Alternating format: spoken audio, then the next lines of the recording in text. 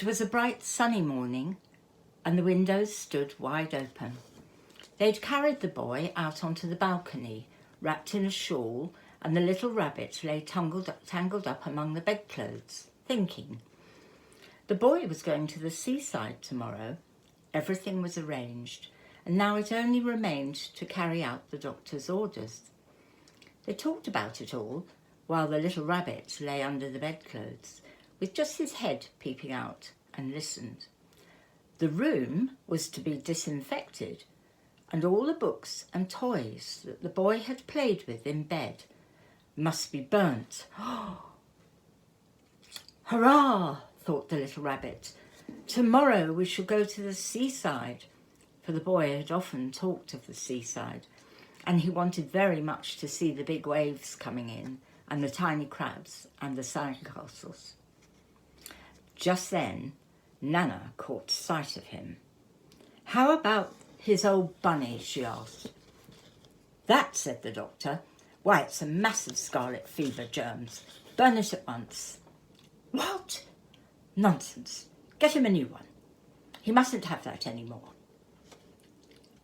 Oh, and so the little rabbit was put into a sack with the old picture books and a lot of rubbish, and carried out to the end of the garden behind the fowl house. That was a fine place to make a bonfire, only the gardener was too busy just then to attend to it. Oh, thank goodness. He had the potatoes to dig and the green peas to gather.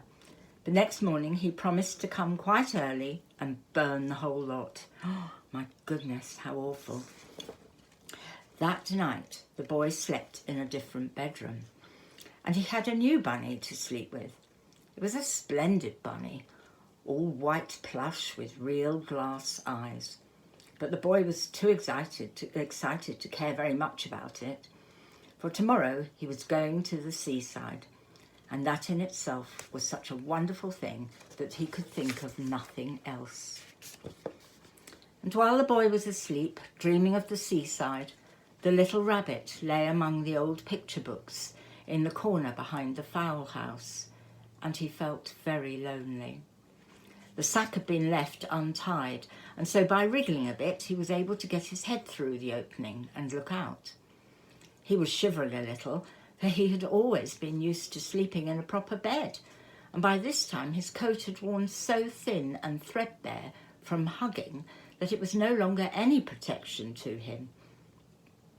Nearby he could see the thicket of raspberry canes, growing tall and close like a tropical jungle, in whose shadow he'd played with the boy on bygone mornings. He thought of those long sunlit hours in the garden, how happy they were, and a great sadness came over him. He seemed to see them all pass before him, each more beautiful than the other.